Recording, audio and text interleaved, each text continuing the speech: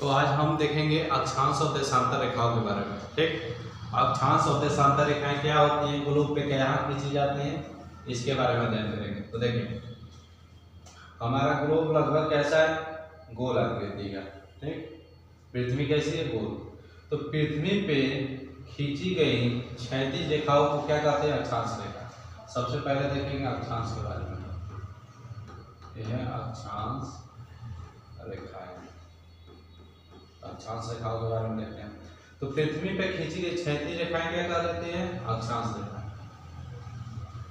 ये ग्लोब है ना, इस पे खींची गई सभी क्षैतिज रेखाएं, कैसी, क्षैतिज रेखाएं।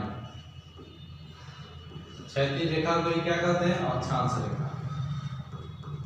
पृथ्वी पे खींची गई क्षैतिज रेखा को क्या कहेंगे, अक्षांश रेखा। ठीक है, अक्षांश रेखा। ठीक, जीरो वाला जो मध्य वाली अक्षांश रेखा होती है, जो पृथ्वी को दो बराबर भागों में बांट देती है, इसे कहते हैं 0 डिग्री अक्षांश रेखा। ये क्या होती है, 0 डिग्री अक्षांश रेखा। ये है आपकी 0 डिग्री अक्षांश रेखा। ठीक, 0 डिग्री अक्षांश रेखा।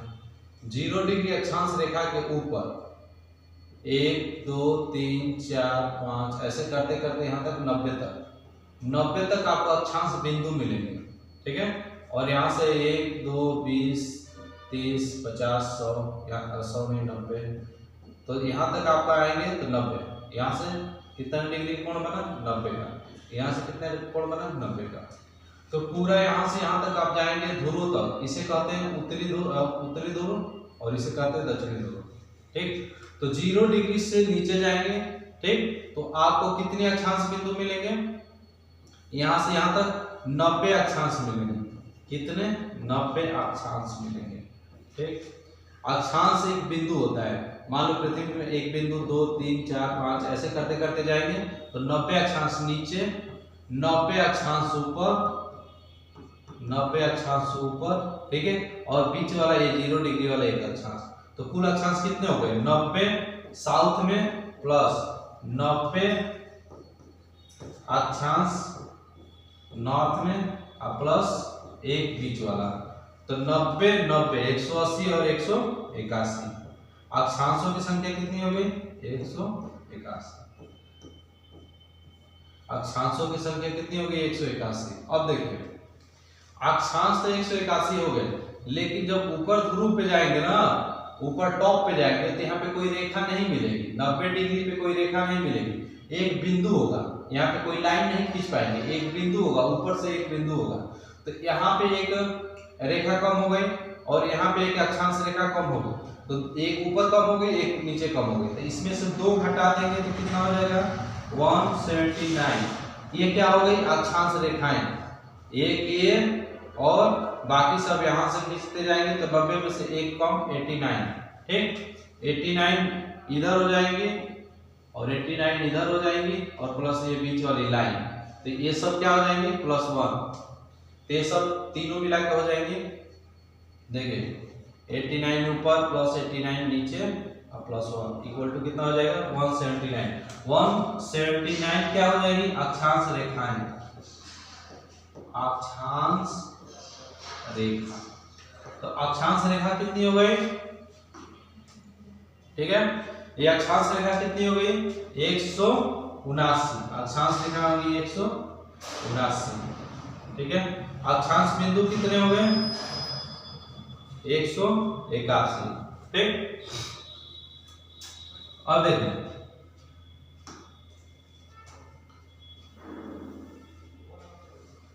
अक्षांश बिंदु और अक्षांश रेखा देख लीजिए। ठीक, अब देखते हैं जो ये 0 डिग्री, ये 0 डिग्री अक्षांश रेखा है। ठीक, 0 डिग्री अक्षांश रेखा को, ये है अक्षांश रेखा। 0 डिग्री अक्षांश रेखा को क्या कहते हैं, भूमध्य रेखा। ये है भूमध्य रेखा, इसी को कहा जाता है भूमध्य रेखा, या इसी को कहा जाता है विषुवत रेखा। कौन सी, विषुवत रेखा। ठीक, तो विषुवत रेखा हो गई। 0 डिग्री अक्षांश रेखा जो पृथ्वी के बीचों बीच गुजरती है, इसको कहते हैं भूमध्य रेखा या विषुवत रेखा। ठीक। और जो बीचों बीच जाती है तो पृथ्वी को दो बराबर भागों में बांट देती है, आधा आधा कर देती है। तो इसके ऊपर क्या होता है, इसके ऊपरी भाग को, यहाँ से यहाँ तक के भाग को, ठीक है, पूरा ये वाला भाग देखिए, यहाँ से लेकर ये आधा गोला हो गया।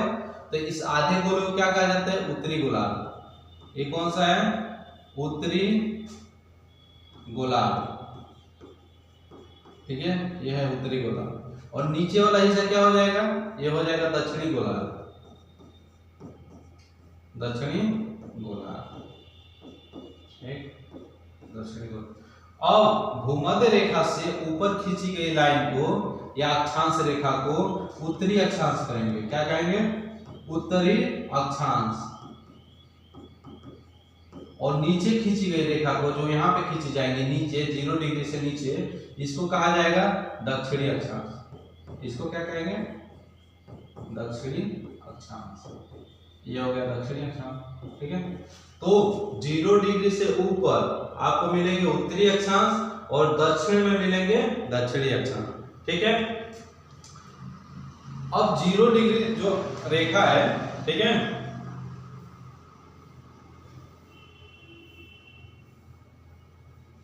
दूसरा देखिए, जो 0 डिग्री, ये 0 डिग्री जो बीचों बीच जा रही है, इससे ये 0 डिग्री अक्षांश है, इसी को क्या कहते हैं, भूमध्य रेखा। यही क्या है, भूमध्य रेखा, ठीक।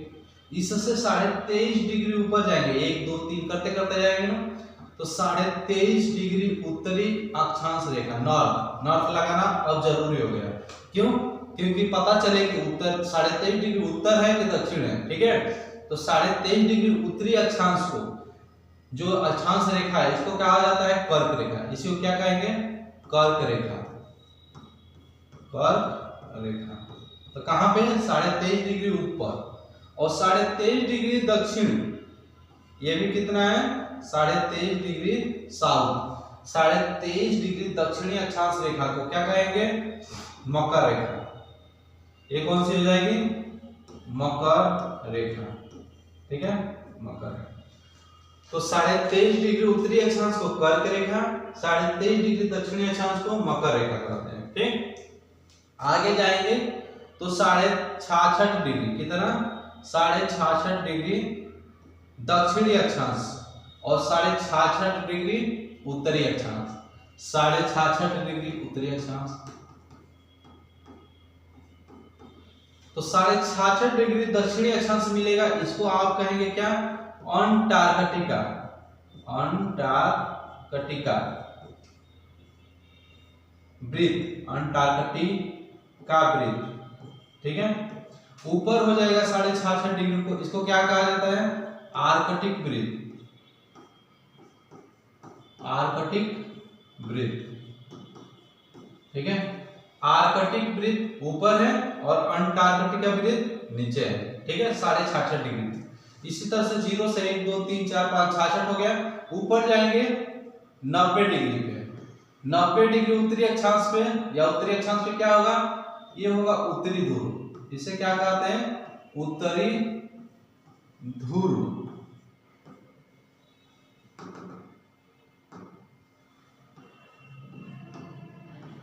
उत्तरी ध्रुव। 9.5, यहाँ से जब उत्तर हो गया उत्तरी ध्रुव, तो 90 डिग्री नीचे वाले को क्या कहेंगे, ये 90 डिग्री नीचे वाले अक्षांश को क्या कहेंगे, दक्षिणी ध्रुव। ये हो गया आपका दक्षिणी ध्रुव, ठीक है। तो देखिए 0 डिग्री जो बीचों बीच गुजर रही है, इस रेखा को भूमध्य रेखा, या इसी रेखा को क्या कहेंगे, विषुवत रेखा। यही क्या है, विषुवत रेखा, ठीक। इसके 23.5 डिग्री ऊपर कर्क रेखा, 66.5 डिग्री ऊपर आर्कटिक वृत्त और 90 डिग्री अक्षांश को उत्तरी ध्रुव। उसी तरह से नीचे आएंगे 23.5 डिग्री दक्षिणी अक्षांश को मकर रेखा और 66.5 डिग्री अक्षांश को आर्कटिक वृत्त, उसके बाद से 90 डिग्री अक्षांश को क्या कहेंगे, दक्षिणी ध्रुव, ठीक है। तो ये हो गया उत्तरी ध्रुव, आर्कटिक वृत्त, कर्क रेखा, भूमध्य रेखा, मकर रेखा, अंटार्कटिका वृत्त और दक्षिणी ध्रुव। इन्हीं ध्रुवों के सहारे क्या करती है, पृथ्वी चक्कर लगाती है गोल गोल, ठीक है। तो देखिए जैसे में ये है पृथ्वी, तो पृथ्वी है, तो पृथ्वी की ये बीचों बीच जो लाइन जा रही है, ये वाली लाइन, इस लाइन को क्या कहते हैं? इस लाइन को कहते हैं विषुवत रेखा, बीच वाली लाइन यहां से जो गुजर रही है, ठीक। उसके बाद से देखिए 23.5 डिग्री ऊपर जाएंगे तो आपको क्या मिलेगा? 23.5 डिग्री ऊपर कर्क रेखा, ठीक है। तो यहाँ पे कर्क रेखा, 23.5 डिग्री नीचे आएंगे तो मकर रेखा, 66.5 डिग्री ऊपर जाएंगे तो यहाँ पे आर्कटिक वृत्त मिलेगा, ठीक है यहाँ पे। और 66.5 डिग्री नीचे आएंगे तो आर्कटिक वृत्त मिलेगा। यहाँ पे 90 डिग्री ऊपर जाएंगे तो यहाँ पे क्या मिलेगा? ध्रुव मिलेगा, यही है ध्रुव, ठीक है। और 90 डिग्री नीचे आएंगे, 90 डिग्री नीचे तो दक्षिणी ध्रुव, तो उत्तरी ध्रुव ऊपर, दक्षिणी ध्रुव नीचे। इन्हीं ध्रुवों के सहारे पृथ्वी क्या करती है? घूमती है, ठीक है। तो उत्तरी ध्रुव टॉप पे है, दक्षिणी ध्रुव नीचे है। इसी ध्रुव के सहारे देखिए पृथ्वी घूम रही है, ठीक है, पृथ्वी घूम रही है, ठीक। तो ये है उत्तरी ध्रुव, दक्षिणी ध्रुव, कर्क रेखा, मकर। तो ये कर्क रेखा, मकर रेखा, ठीक, समझ गए। अब देखिए कर्क रेखा और मकर रेखा के मध्य ही सूर्य का लंबवत प्रकाश पूरे साल भर पड़ता है, ठीक है। कहां पे पड़ेगा? कर्क रेखा और मकर रेखा के बीच, ठीक। हमेशा सूर्य का प्रकाश यहाँ पे लंबवत पड़ेगा। इसके ऊपर और इसके दक्षिण में, उत्तर और दक्षिण में, कर्क रेखा के उत्तर, मकर रेखा के दक्षिण में सूर्य का प्रकाश कभी भी लंबवत नहीं पड़ता है, ठीक है। सूर्य का प्रकाश यहीं पे, और पूरे ग्लोब पे, पूरी पृथ्वी पे सबसे अधिक गर्मी कहाँ पाई जाएंगी? इन्हीं दोनों अक्षांशों के मध्य, कर्क रेखा, मकर रेखा के मध्य। यहाँ पे जितने लोग पाए जाएंगे वहां पे उन लोगों को गर्मी बहुत अधिक फील होगी। चाहे जितना देश इस जोन में होगा, ठीक है, उसको बहुत ज्यादा गर्मी फील होगी, ठीक है। दोनों अक्षांशों के मध्य, कर्क रेखा और मकर रेखा के बीच, ठीक। भारत यहाँ स्थित है, देखिए भारत की स्थिति यहीं पे है।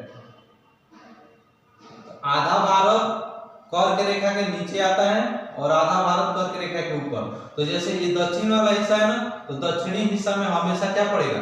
गर्मी। तो दक्षिण हिस्सा में हमेशा क्या पड़ता है? गर्मी। जैसे केरल और तमिलनाडु में जाओगे तो आपको गर्मी बहुत ज्यादा पड़ेगा, ठीक। और यहाँ से जब कर्क रेखा के ऊपर जाओगे तो आपको ठंडा, गर्मी सब कुछ मिलेगा। जैसे हम उत्तर प्रदेश में हैं तो उत्तर प्रदेश क्षेत्र में, उत्तर प्रदेश, दिल्ली, हरियाणा, बिहार, इस क्षेत्र में आपको क्या मिलेगा? गर्मी भी मिलेगा, ठंडा भी मिलेगा, कर्क रेखा के ऊपर है, ठीक है। तो सबसे अधिक गर्मी कहाँ होगी? कर्क और मकर रेखा के मध्य में, ठीक। अब देखिए दो अक्षांश, जैसे ये ग्लोब है, ग्लोब पे एक रेखा खींची गई 0 डिग्री, इसके ऊपर रेखा खींची गई 1 डिग्री, इसके नीचे भी एक रेखा खींची गई 1 डिग्री। तो ये 1 डिग्री साउथ और ये 1 डिग्री नॉर्थ हो गई। देखिए दो अक्षांशों की मध्य जो दूरी होती है ना, यहाँ से यहाँ तक ये दूरी जो होगी, ये लगभग कितना माना जाता है? 111 किलोमीटर। कितना? 111 किलोमीटर, ठीक है। दो अक्षांशों के बीच की दूरी 111 किलोमीटर होता है। उसी तरह से यहाँ से इसकी दूरी भी कितनी हो जाएगी? 111 किलोमीटर, ठीक है। इतना ध्यान रखिएगा। तो ये होगी 111 किलोमीटर, ठीक। दूसरा, इन दो अक्षांशों के मध्य जो क्षेत्र होता है इसको कहा जाता है कटिबंध। ये क्या कहलाते हैं? कटिबंध, कटिबंध या जोन, ठीक है, जोन कहलाता है। तो दो अक्षांशों के बीच की दूरी कितनी होती है? 111 किलोमीटर, और इनके बीच का क्षेत्र को क्या कहते हैं? कटिबंध कहते हैं, ठीक है। अब देखिए ये हो गए दो अक्षांश, ठीक। अब सूर्य का प्रकाश हम बताए हैं आपको कि यहाँ पे है कर्क रेखा, यही गुजर रही है ना कर्क रेखा, 23.5 डिग्री नॉर्थ और 23.5 डिग्री साउथ। सूर्य का प्रकाश पूरे वर्ष भर यहीं पे पड़ता है, इन्हीं दोनों के मध्य में, कभी यहाँ पे तो कभी यहाँ पे सूर्य का प्रकाश, ठीक। और सूर्य का प्रकाश लंबवत जब पड़ता है यहीं पे इन्हीं दोनों के बीच में, तो देखिए सूर्य का प्रकाश विषुवत रेखा पे, यहाँ पे कर्क रेखा पे, ये हो गई कर्क रेखा, ये हो गई मकर रेखा, और 0 डिग्री को क्या कहते हैं? विषुवत रेखा। तो सूर्य का प्रकाश विषुवत रेखा से कर्क रेखा के मध्य पूरे वर्ष भर परिवर्तित होता रहता है,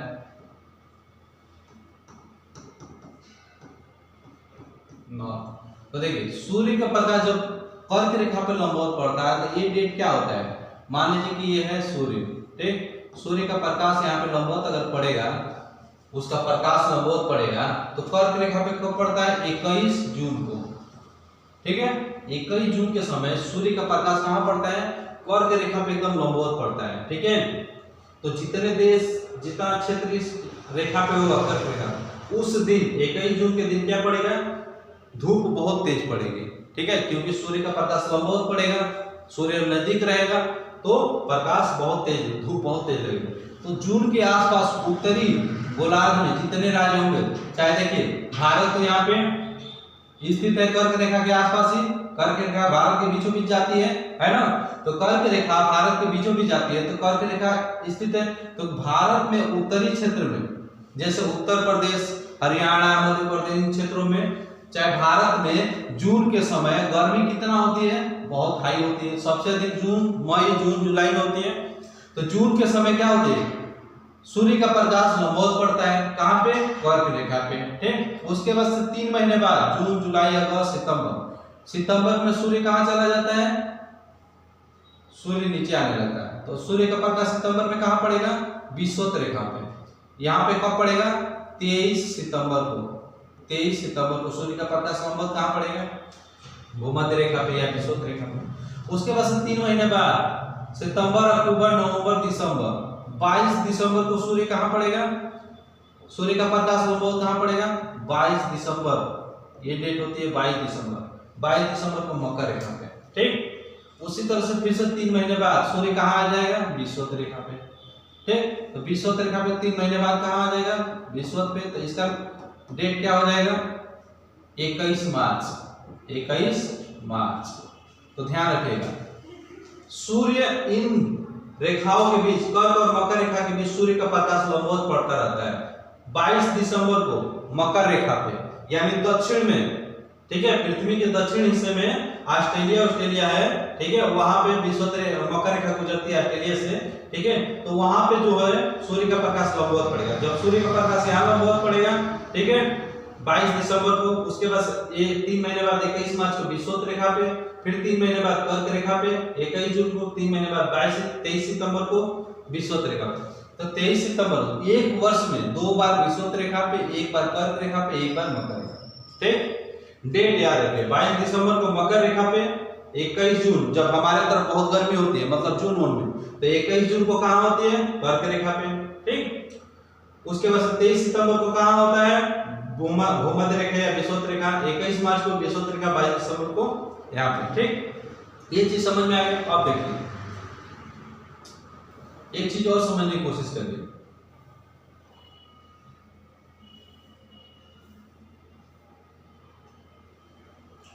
जब यहाँ पे सूर्य लंबवत चमक रहा है, देखिए ये है सूर्य, ये है पृथ्वी, विषुवत रेखा पे, ये कर्क रेखा। तो कर्क रेखा पे लंबवत चमक रहा है 21 जून को, और विषुवत रेखा पे कब चमक रहा है, 2 दिन। कब चमक रहा है विषुवत रेखा पे, यहाँ पे तो 21 मार्च, 21 मार्च, और यहाँ पे 23 सितंबर, ठीक। फिर से मकर रेखा पे कब लंबवत चमक रहा है, मकर रेखा पे 22 दिसंबर को, ये हो गया 22 दिसंबर। तो सुनिए, सूर्य जहां पे रहेगा वहां पे हमेशा दिन बड़ा और रात छोटा होगा। 21 जून में जब सूर्य कर्क रेखा के आसपास चमकता है तो उत्तरी गोलार्ध में, इस पूरे गोलार्ध में जितने देश होंगे सब में दिन क्या होगा, दिन की अवधि क्या होगी, बड़ी होगी। दिन क्या होगा, बड़ा। जून में देखते हैं दिन बड़ा होता है, जब दिन बड़ा होगा तो रात क्या होगी, रात छोटी होगी कि नहीं। तो जब सूर्य 21 जून को उत्तरी गोलार्ध में चमकेगा कर्क रेखा पे, ये कौन सी रेखा है, कर्क रेखा पे, तो दिन क्या होगा, बड़ा, कहां पे, उत्तरी गोलार्ध में, और रात क्या होगी, छोटी। समझ में आया।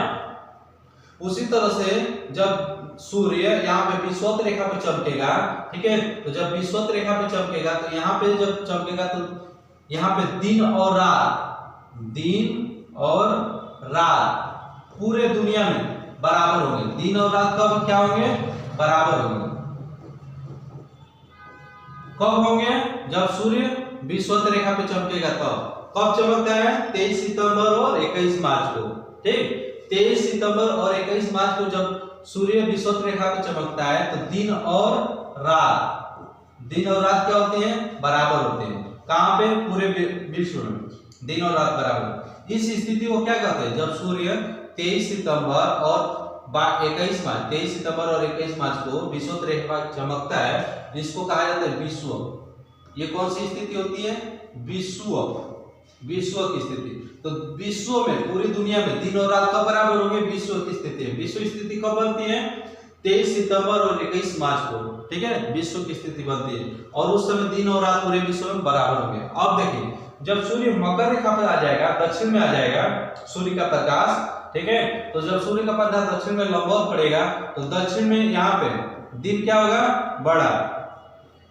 दिन क्या होगा? बड़ा और रात क्या होगी? छोटी। ठीक, रात होगी छोटी।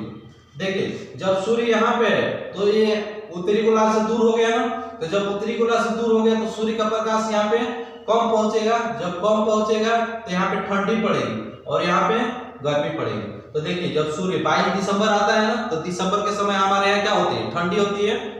तो 22 दिसंबर में सूर्य कहाँ होता है? उसका लंबवत प्रकाश कहाँ पड़ता है? मकर रेखा पे। कर्क रेखा पे नहीं पड़ता है। ठीक है, ये मकर रेखा पे लंबवत पड़ता है। ठीक है, ये मकर रेखा पे। तो इसी समय 22 दिसंबर के समय सूर्य हमारे उत्तरी गोलार्ध से दूर हो जाता है। दूर होने की वजह से हमारे यहाँ कम प्रकाश पड़ता है, इसीलिए गर्मी कम पड़ती है, ठंडी अधिक पड़ती है कि नहीं? अब वही सूर्य जब जून में यहाँ पे आ जाता है कर्क रेखा पे, तो कर्क रेखा पे आ जाता है तो हमारे यहाँ सूर्य का प्रकाश ज्यादा मिलता है, तो गर्मी ज्यादा होती है ना? गर्मी ज्यादा होती है और दिन भी बड़ा होता है, रात छोटी होती है। ठीक, तो सूर्य उत्तरी गोलार्ध में होगा तो दिन बड़ा और रात छोटी। ठीक, सूर्य अगर दक्षिणी गोलार्ध में है मकर रेखा पे तो दिन बड़ा और रात छोटी। कहां पे होगी? दक्षिणी गोलार्ध में। यही स्थिति बदल जाएगी अगर इसके बारे में पूछे। बोलेगा कि सूर्य मकर रेखा पे स्थित है, ठीक, तो उत्तरी गोलार्ध में दिन बड़ा होगा कि छोटा? तो दक्षिणी गोलार्ध में स्थित होने की वजह से सूर्य हमसे दूर है तो हमारे यहाँ सूर्य का प्रकाश कम पहुंचेगा उत्तरी गोलार्ध में। जब कम पहुंचेगा तो दिन छोटा और रात बड़ी। जैसे ठंडी की रात याद करो, ठंडी की रात बहुत बड़ी होती है और ठंडी का दिन बहुत छोटा होता है। क्यों? क्योंकि सूर्य दक्षिणी गोलार्ध में होता है, हमारे यहाँ सूर्य का प्रकाश कम पहुंचता है। समझ में आया?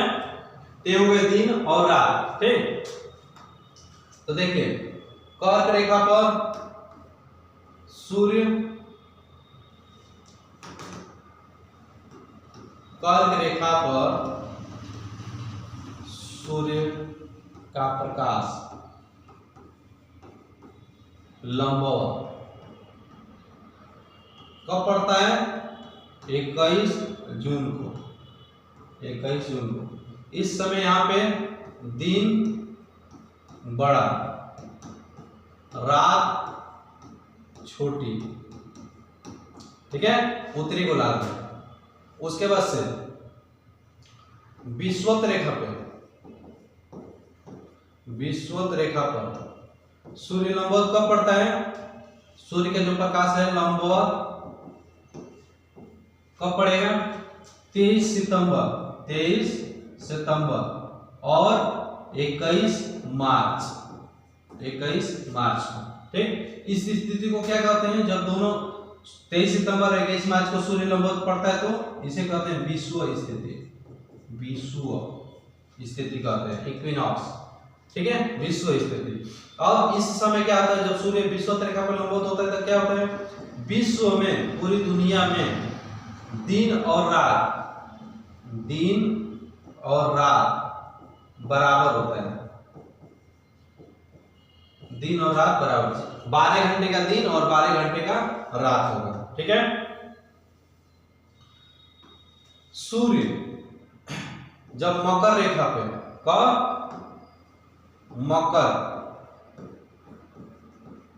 मकर रेखा पे लंबवत होगा तब, जब सूर्य का प्रकाश लंबवत कहां पड़ेगा? मकर रेखा पे। कब पड़ेगा? 22 दिसंबर को। तो फिर हम उत्तरी गोलार्ध की बात करेंगे, दक्षिणी गोलार्ध की बात नहीं करेंगे। ये उत्तरी गोलार्ध अपने तरफ की बात करेंगे। उत्तरी गोलार्ध में क्या होगा, जब सूर्य मकर रेखा पे तो हमसे दूर है, जब हमसे दूर है तो हमारे यहाँ का दिन क्या होगा, प्रकाश कम मिलेगा तो दिन छोटा होगा, दिन छोटा और रात बड़ी, जैसे ठंडी का रात बड़ी होगी। ठीक है, इसको ध्यान रखिएगा, ऐसे क्वेश्चन पूछता है। मकर रेखा पे कब जाता है, 22 दिसंबर को। इसी समय मनाया जाता है मकर संक्रांति, मकर संक्रांति मनाते हैं, है ना। कब मकर रेखा पे जाता है तो 22 दिसंबर को। ठीक है, वो अलग बात है कि हम 14 जनवरी को मनाते हैं। तो मकर संक्रांति, मकर रेखा पे कब जाता है सूर्य, 22 दिसंबर को। उस समय उत्तरी गोलार्ध में दिन छोटा और रात बड़ी होगी। ठीक है, इतना ध्यान रखिएगा। आगे देशांतर के बारे में हम कल देखते हैं। ठीक।